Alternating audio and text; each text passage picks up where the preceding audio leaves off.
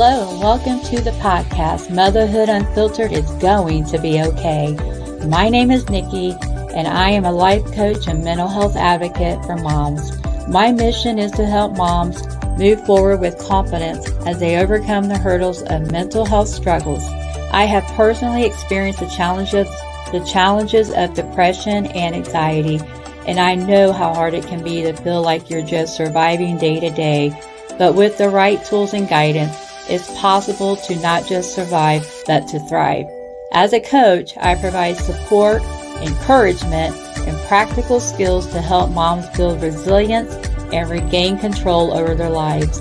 Through my work, I have seen firsthand the transformation that can occur when moms are empowered to take charge of their mental health and well-being. So if you're a mom who's feeling overwhelmed, anxious, or just not yourself, I want you to know that it's going to be okay.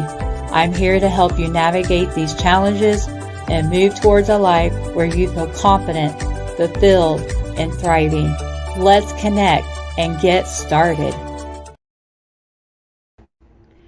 Hello, everybody. This is Nikki from Motherhood Unfiltered is Going to Be Okay. And I'm starting my summer decluttering spring cleaning series. I know it's not spring, but when I say spring clean, everybody knows what you're talking about. This is where you get in your house and you clean things up. So the topics that we're going to talk about today, and let me add this to the screen here. So how to avoid stress in a messy home. And there will be 4 episodes in the series, and I'll put out a new one each week. And it's to help you who suffer from depression and anxiety. How do you navigate that and still try to keep your house clean? For me, when it gets nice outside, I want to get things out of my house. I want to clean my windows. I want to move things around and clean behind them. So, and I've been doing that a little at a time. And that's usually what you do is when you suffer, someone who suffers from an anxiety, you just do it a little at a time. You do baby steps. So for today's episode, how to avoid stress in a messy home. So if you're anyone like me, it seemed like after I had kids, my home was always messy. And it's just the nature of it. You just do the best you can with it. But there are things that we can do to help with that. So what are some things that we can do to help? So some of the topics we'll talk about is identifying clutter hotspots. So where in your home do people tend to put things, like high traffic areas? You can create a decluttering plan, set realistic expectations. So when you think you're going to declutter your house in a day, you're going to spring clean your house in a day, it doesn't work like that. Unless you have a whole crew of people helping you, you got the whole Waltons family helping you, then yeah, you could probably get that done. Practice self-care, because if you don't take care of yourself, then you're not going to be able to manage focusing on your home. Seek support and delegate tasks. So if you're married or you have a partner, that's where you get them to help, and then you delegate things out. You don't have to do all of it. There's other people living in your home, they can help. Okay? So what we'll do is, let me remove this. So we'll get started. I just want to remind you again that this is it's a new series I've created. I've been working on it for several days, and it's a decluttering summer cleaning series. And trust me, I've been doing a lot of these things. So if it helps me, I know it'll help you.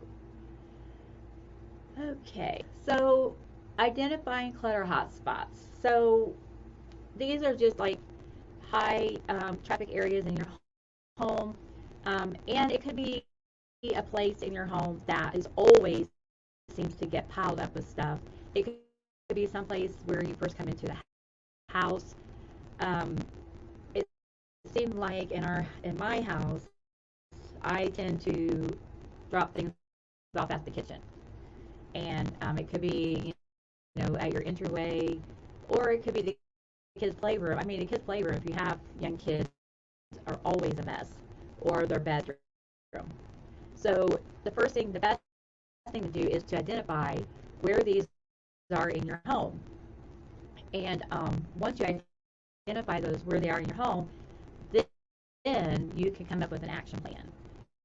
So, and they can be prioritized when you start to do your spring cleaning, or when you start to decide, oh, I'm going, if you want to spring clean, then you can start those. Or if you are decluttering, then you can start there too, because a lot of times those hot spots in your house have um, things there that don't belong. So the easiest thing to do is like get rid of trash. Next thing to do is things that don't belong, put them in their rightful place, and then putting things away that do belong in that area. And so those are three simple little things that you can do. It usually just takes 5 or 10 minutes. If you're wanting a quick win, if you're someone who was like me when I was going through a really bad depression, I could only do little things at a time. And so I would find a hot spot. It could be an end table. I don't believe in having an end table in your living room, because for me, I mean, if you don't have a problem with this, then you're one step up for me. But for me, I would tend to pile things on there, and it always creates a hot spot, and it drives me nuts. And so I would not have an end table in my living room, because of that, because I was prone to having just piling stuff there. And so I would, if you need a quick win, like earlier today, the past few days I've been all up in my feelings about things. And so earlier today, I was in the bathroom. I decided real quick to clean out underneath our bathroom sink. I hadn't done it in years, and it's small, so I knew it wouldn't take that long. And within 10 minutes, I had it cleaned out, had it organized, and threw, old stuff away. There were some repair tools in there. So those don't belong there. Those belong, in our little, I have a box that has all of our repair stuff in it. So those go there. And within a few minutes, I had cleaned it out, and I felt really good about myself. And so that's something that you can do to, get rid of that, a hot spot in your house. So on the next step is just creating a plan. And it's sometimes, I mean, sometimes you might have to write something down, get a piece of paper and a pen and write it down. But you want to develop a plan that outlines specific tasks and goals for decluttering each area that's causing you stress. I did this when I first started, because I hadn't even started my house at all. And I didn't know where I wanted to start. I didn't know what I wanted to do when I got in there. And the first place I started was my kitchen. And because that kitchen, I mean, we use it every day. Multiple people uses it. And so what I wanted to do was I wanted to outline, specific things that I wanted done in there. And then I broke it down into smaller baby step sizes. So I ended up doing like one cabinet at a time. And that made it so much easier. It took me longer, but and then when I had um, gotten rid of some things and I had rearranged some of my cabinets, um, I thought, well, I might like this here instead. When I switched them around, um, I didn't ended up liking it, so I would switch things back. So that took a minute. But once got rid of, because I was decluttering, um, then I had more room, more real estate, and I had more options where I could put things. Now that was back in 2020. So that's been 3 years ago. 3 years. It's been over 3 years.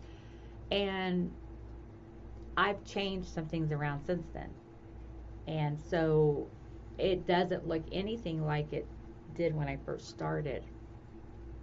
And I really am starting to enjoy it and not stress out as much, because we don't have as many dishes to wash.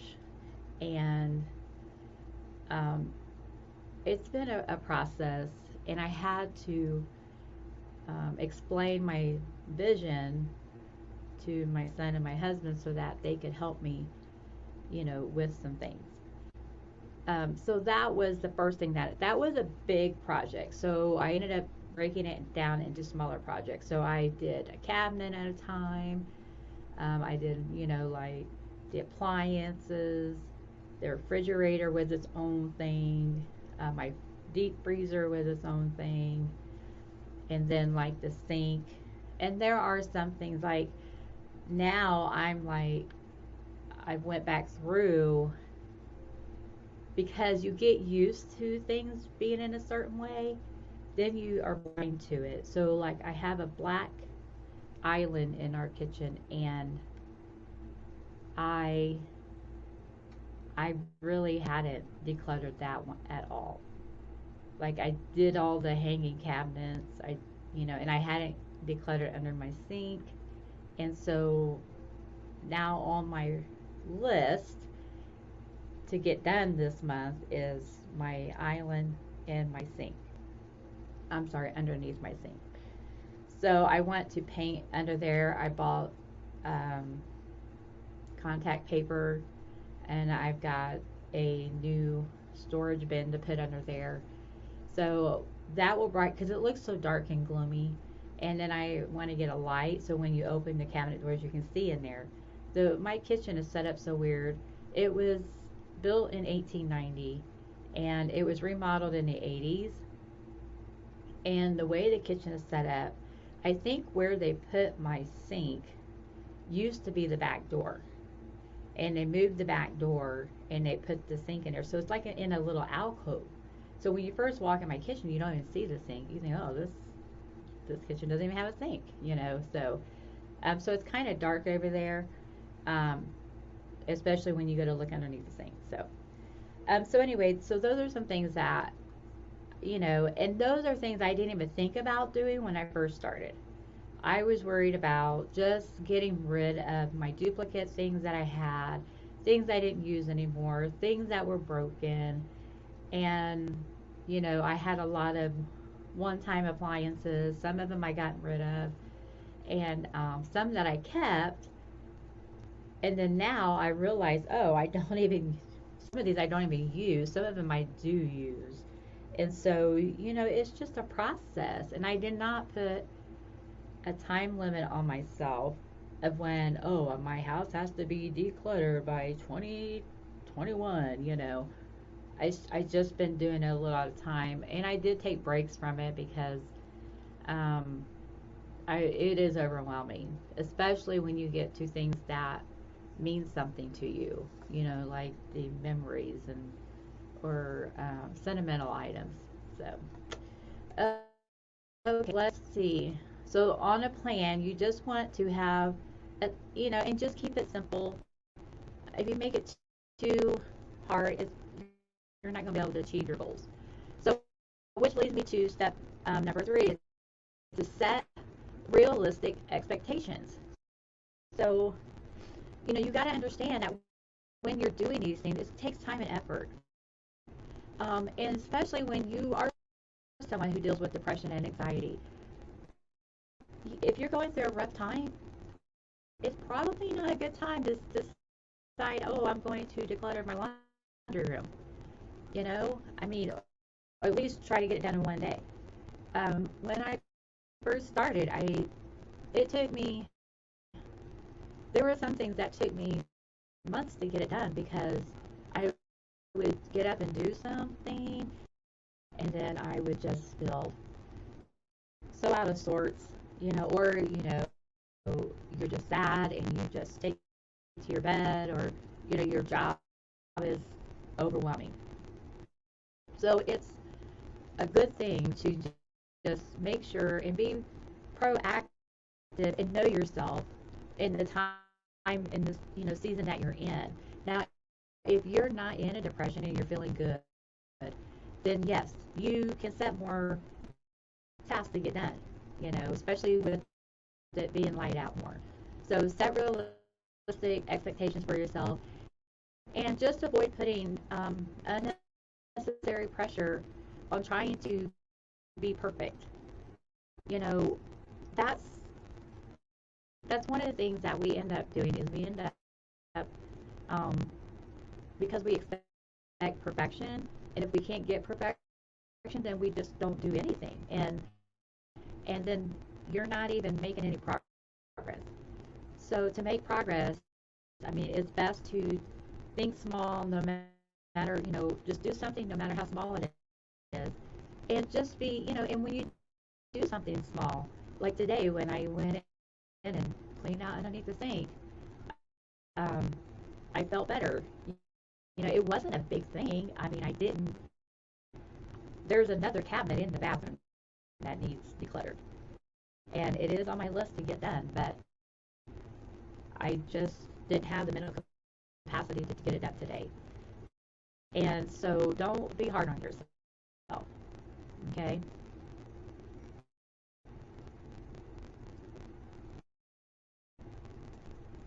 I do want to remind you that I do put out an email once or twice a month, and it's just some encouragement and some FYIs.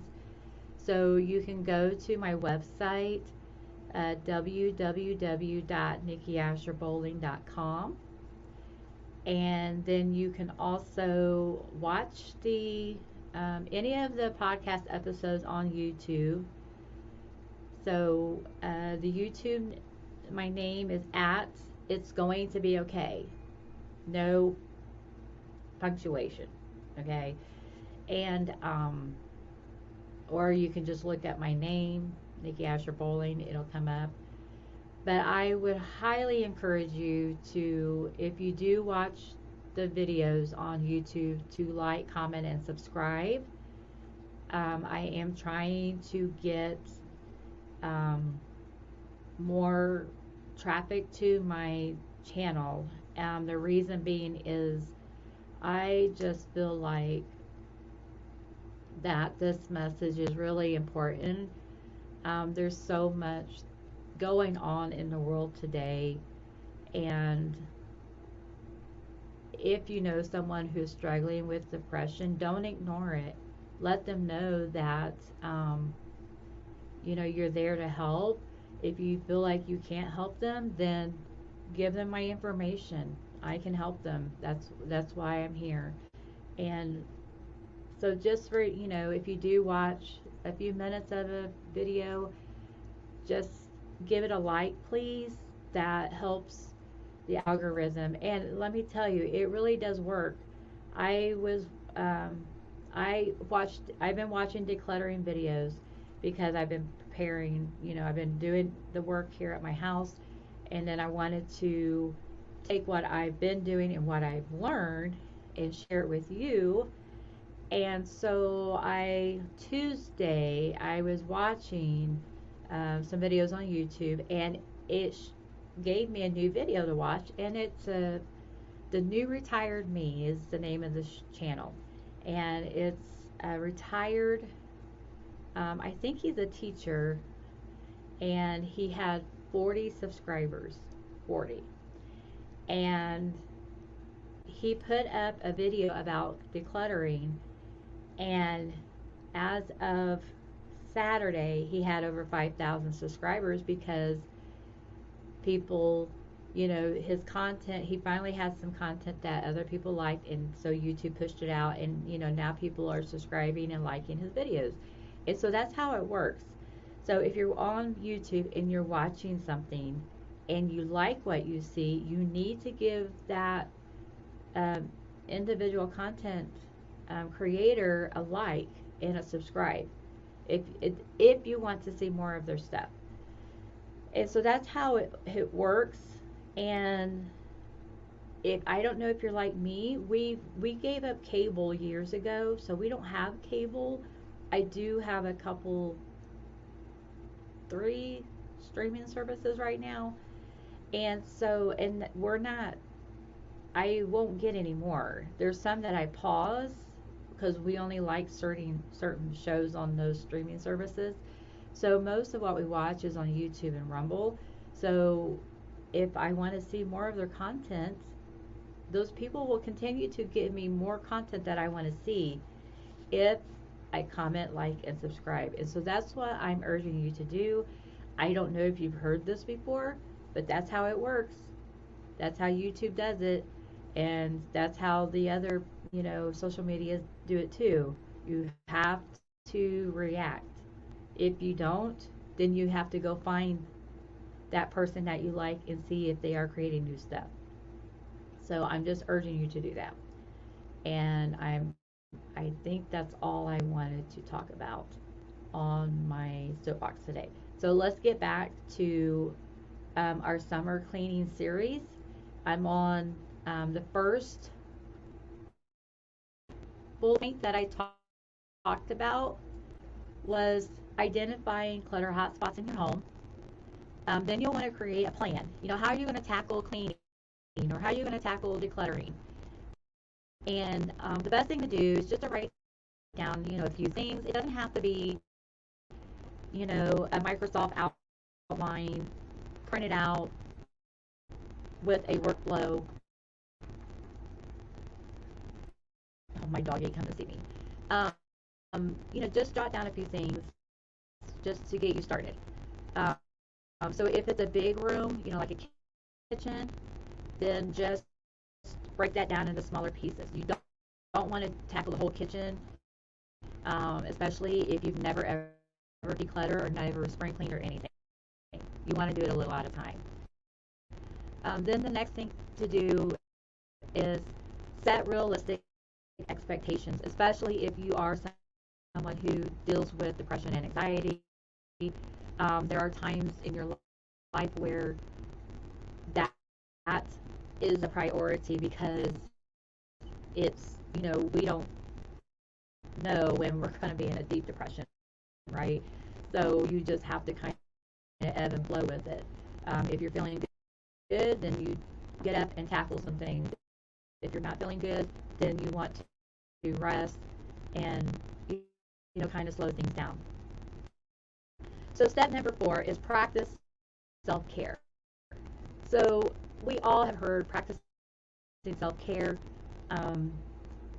but what do I mean about practicing self-care when you're wanting to spring clean or declutter your home? So it's extremely important to prioritize your self-care. So you want to incorporate a regular break. So if you have a full day that you're going to dedicate to, cleaning or decluttering, take regular breaks. Or engage in activities that bring you joy and relaxations. And,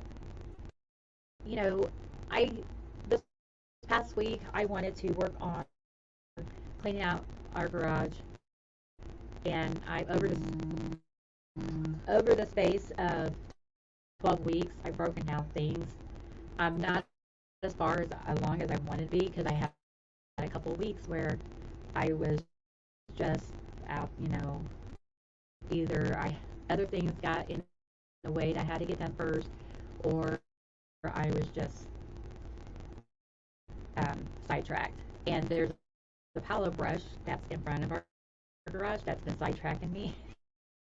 And so I've got that halfway done because our trash people will come and pick it up, but you have to cut it to 4 foot. It can't be longer than 4 foot sticks. It has to be tied up or bundled up. And to me, I'm like, well, by the time I do all that, why don't I just keep it and use it so we can have bonfires on the weekends, right? So I always have a dilemma with that, but I've been working on it. It looks a lot better. Our garage looks 100% better. So, so you want to, if you start working on something and you don't get it done, have some compassion on yourself. I mean, just say, okay, I didn't get it all done, but I got this amount done. We've got to take care of our mental and emotional well-being, throughout this whole process. If we are down on ourselves just as much as other people are down on us, we got to give ourselves a break. We need to be our biggest cheerleader. And I mean, that was so hard for me, was to just say, it's okay, Nikki, it's okay. It really is okay. And so I had to really practice that. And if I don't get it done, I'm like, okay, I didn't get it done, And when you give when you have self-compassion for yourself, that will help alleviate some stress, and it does help with your symptoms when you're, having, going through some depression and anxiety symptoms. It does help. I promise it does. Let me get a drink here.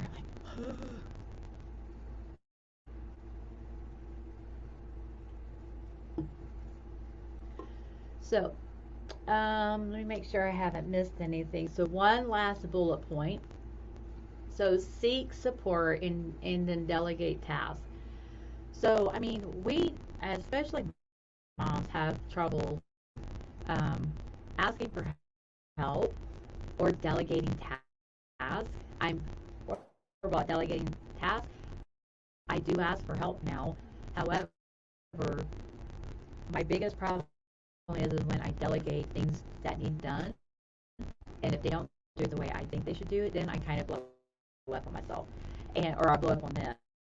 And that actually happened earlier today with the laundry. I acted the big fool. There was no sense in that. But we should hesitate to ask for help, and just give your family members some things to do to alleviate some of the stress that's going on in your life. Especially if you have kids, they can pick up things in their room. They can pick up toys. They can go through their toys and decide which one they want to keep and which one they want to get rid of. Give them to a black trash bag with their trash away. They can do that, especially if they're elementary age. Also, ask a family member. Are you close to anyone in your family? If they can come and help you, or a friend. That one of the things that my sister and I used to do when we both when we were having our kids, they were little, we stayed home. We didn't work, but we would call each other and just talk on the phone while we cleaned the house.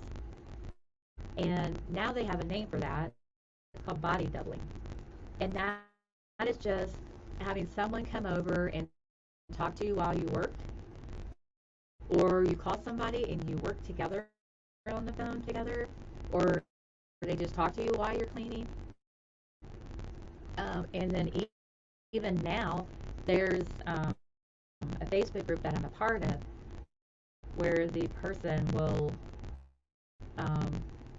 have a video and they will be cleaning, and then you can see them, and they can't see you, so you're working along too. And they just call it the body doubling video, and it's just to help you, do some things together, even if it's just for 20, 30 minutes to get it done. And it actually works, especially if you find someone that you can talk to on the phone while you're cleaning. Um, you can get a lot done in just a normal phone conversation. And I didn't know what my sister and I was doing with body doubling, but we did it a lot. And when you have little kids and toddlers, there's always something to clean up. And I know sometimes she's probably sitting here talking to me, or I was sitting here talking to her, and she was the one cleaning, or I was the one cleaning, whatever. But it actually worked. So another thing is, you can hire someone to come clean and organize your home. If you have the funds for that, you can do that, or you can have someone come watch your kids while you clean. Anything that you can do to help you during that time, is completely acceptable. So I just hope that some of these tips help you. And so a lot of times, um, if I want to cook, I'll have my son, maybe wash some dishes or whatever, or I'll have him watch the food while I clean dishes, and we're in the kitchen together, and we're talking, and um, and it seems to make the task go faster. So I would really encourage you to try that out. So let's go over our topics again for today that we're talking about. And so, how do manage a messy home? Um, how to avoid stress, when you have a messy home and you are someone who suffers from depression and anxiety. When you first start out doing this, and especially if you're someone that, oh, I have dreams of having a decluttered home, or I have dreams of being a minimalist. I don't have dreams of being a minimalist, but I do have. Before I had kids, my house was clean. There was nobody there, so it was just me and the husband.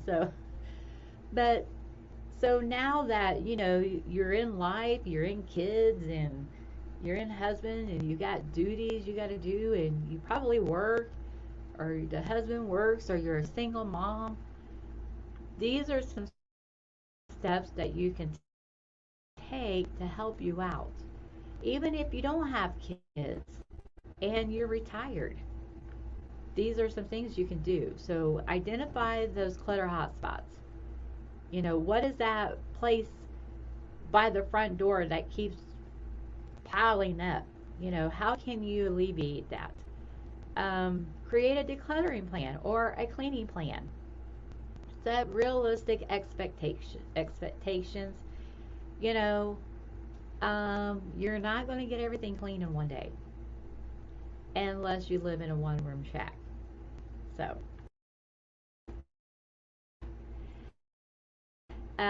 practice self-care. So if it's okay, take a break. Trust me, I wanted to spend one day out in a garage cleaning, and I wanted to spend some of that time outside working on that pile of branches. It was, first of all, the day I picked, it was 90 degrees out. It was so hot, and the humidity was awful. So I would go out for 20 minutes and do some things, come in, cool off. I would go back out for 20 minutes. I did that 4 different times. So 4 times 20 was what's 4 times 20? Yeah, so almost hour and a half. And it wasn't all day, but I did get a lot done in that small amount of time that I was out there. And like my husband noticed that I had one of the tables cleared off in the garage.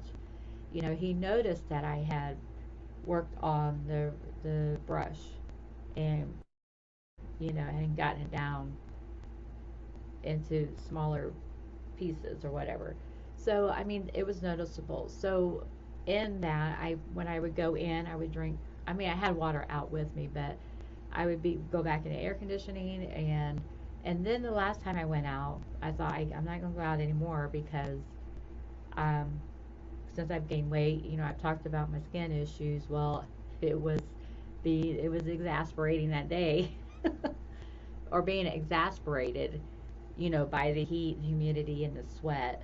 So I just had to take a break because I was getting hives on my skin. So seek support and delegate tasks. So I asked my son to come out and help me at the last. Remember that, I got mad at him because I had asked him to do something and he wasn't doing it the way I thought he should do it. And it didn't matter. I shouldn't have gotten that upset about it because it got done anyway. It was the end result was the same. And there are some things I asked him to do, and he did help me with those. And so delegate tasks out, no matter how small it is. And if it's not the way you like, let them do it the way they think it needs to get done, and then you can go back when you feel better and revise it or revisit it or whatever the situation is. So I hope that these tips will help you. And this is just today's topic is just to get you started to think about it, and to just, if you're sitting and watching, just look around the room that you're in, and with, and like, is there something in the room that you can, I mean, I'm in my office and I see all kinds of stuff that can get done, and what can you do in that room? So again, if you like this video, please comment, like, and subscribe. I would appreciate it. My husband would appreciate it too. Also, if you're listening on the podcast, please like and rate the podcast. So it really helps me, and I really appreciate it. It really makes my day when I get a new review. So thank you, and I will see you again soon. Bye.